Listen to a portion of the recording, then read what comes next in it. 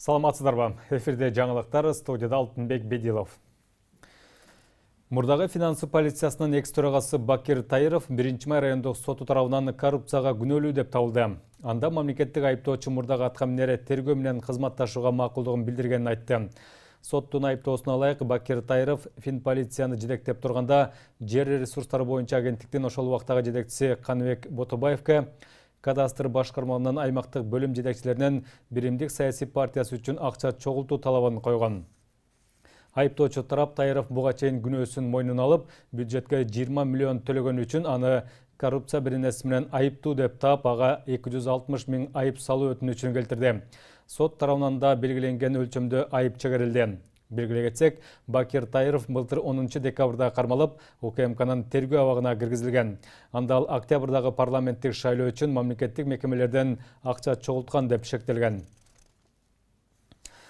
Борбордук шайлоо комиссиясы Жогорку Кеңештин Бир-бол фракциясынын депутаты Кубанычбек Жумалиевдин ыйгарым укуктарын мөөнөтүнөн мурда токтотту. Бул тууралуу токтомду БШКнын мүчөлөрү бүгүн кабыл алышты. Анда Жумалиев мандатын тапшыруу арызын өз ыктыяры менен 13 апрелде тапшырганы маалымдалды. Ыйгарым укуктарын токтотуунун себептери айтылган жок. Мурдагы премьер-министр экс-депутат Кубанычбек Жумалиев эл аралык медициналык университетке лицензия алуу, ошондой эле кылмыштуу жол менен табылган кирешени легалдаштыруу, салык жашыруу, мыйзамсыз байуу боюнча айыпталууда. Ал буга чейин мамлекетке 1 миллиард сом төлөп берип, эч кайда кетпөө тилин каты менен 12 апрелде бошотулган. Бишкек шаардык ички иштер башкармаларынын 1-май райондук бөлүмүнүн тергөөчүсү жана Чүй областык Аламүдүн районунун милиция кызматкери опузалап пара талап кылуу жана пара алуу фактысы боюнча шектелип кармалды. Бул тууралуу УКМК кабарлады. Анда тартип сакчылары бир жарандан сотко чейинки ишке байланыштуу кысым көрсөтүшүп, $2000 алышкан. Кызматкерлер сотко чейинки ишти токтотуу маселесин чече албай, опузалап талап кылуу фактылары ачыкка чыкпашы үчүн жаранга $1500 кайтарып беришкен. Калган $500 кайтарып жаткан маалда кармалышкан. Бул факты опузалап пара алуу беренеси менен тиешелүү реестрге катталып, тергөө иштери жүрүп жатат. 7 жаштагы баланы урган киши кармалды. Бул тууралуу Чүй аймактык милициясынан билдиришти. Окуя кече 7:30 чамасында Люксембург айылында болгон. Окуя тыштагы көзөмөл камерасына жазылып калган. Анда соода дүкөндүн босогосунда 7 жаштагы бала апасын күтүп турганын жана анын жанына бейтааныш бирөө басып келип, ага бир нерсе деп сүйлөп, андан соң кетип баратып буту менен тепкенин көрүүгө болот. Баланын апасы милицияга кайрылып, окуя бейбаштык беренеси менен катталган. Көп өтпөй 27 жаштагы шектөө кармалып, убактылуу кармоочу жайга киргизилген. Тергөө жүрүүдө. Жалал-Абадта ишкерлерди ур-токмокко алып, коркуткан шектүүлөрдүн бири кармалды. Бул тууралуу аймактык милициядан кабарлашты. Маалыматка караганда өлкөнүн түштүгүндө бизнесмендерди өз көзөмөлүнө алууга аракет жасагандар пайда болгон. Ал кылмыштуу топ аларга акча берүүдөн баш тарткан ишкерлер менен коммерсанттарды ээн талага алып барып, сабап коркутуп турушкан. Быйыл апрель айынын башында Жалал-Абадта 3 киши 29 жаштагы ишкерди күчкө салып, машинага салып кетип, акча талап кылып сабашканы белгилүү болгон. Факты боюнча бейбаштык беренеси менен кылмыш иши козголгон. 16 апрель күнү шектүүлөрдүн бири кармалган. Ал кылмыштуу топтун мүчөсү катары ИИМдин каттоосунда турат. Милиция учурда анын шериктерин издеп жатат.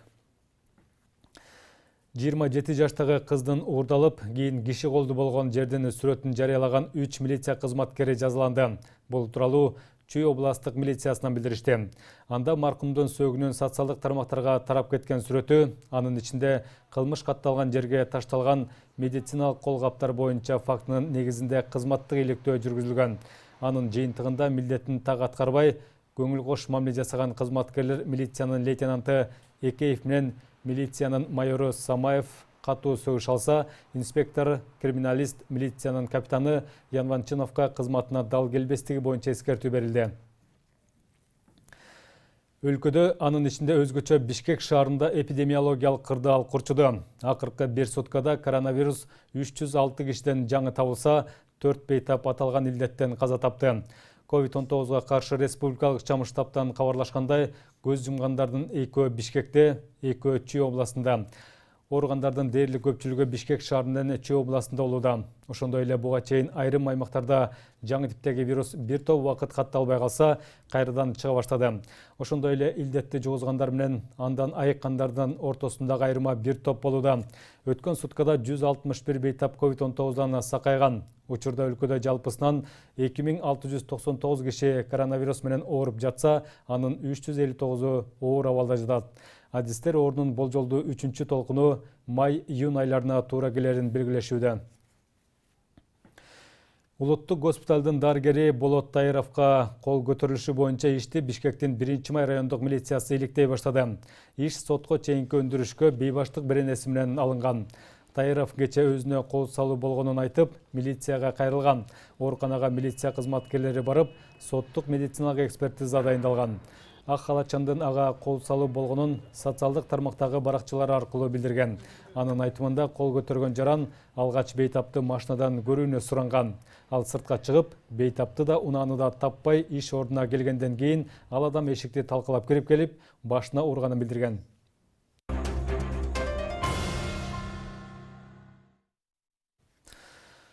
Президент Садыр Жапаров 19 судьяны жергиликтүү сотторго дайындады. Бул тууралуу президенттин маалымат кызматынан билдиришти. Ага ылайык судьяларды тандоо кеңеши тарабынан президенттин дарегине Чүй жана Ош областтарынын айрым райондук сотторго судьяларды дайындоо үчүн 20 талапкер боюнча сунуш келип түшкөн.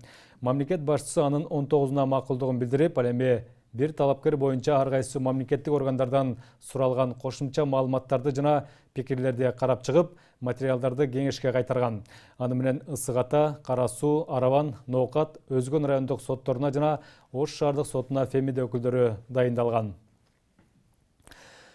Ысык Көл областынын аймагында кумарканалардын иштөөсүнө жол ачкан мыйзам долбоору жогорку кеңеште 1-чи окууда кабыл алынды. Документ бир топ талаш тартышты жаратып, жыйынтыгында долбоорду 68 депутат колдосо, 23-ө каршы пикирин билдирди. Айрым депутаттар адашып ооба деп добуш берип алганын айтышты. Мындан улам мыйзам долбоорун кайра добуш берүү сунушталып, бирок ал өтпөй калды. Кумарканалардын иштөөсүнө жол ачкан документти депутаттары Бактыбек Турусбеков менен Дастанбек Жумабеков демилгелеген. Өлкөдө кумар оюндарына 2011-жылы мыйзам менен тыюу салынган. 2015-жылы тотализатор менен букмекерлердин иши токтотулган. Ростов-на-Дону Ош Ростов-на-Дону каттама ачылды. Бул тууралуу Манас эл аралык аба майданынын маалымат кызматы кабарлады. Ага ылайык Оштун аэропорту аталган каттам боюнча келген жаңы чартердик рейсти тосуп алды.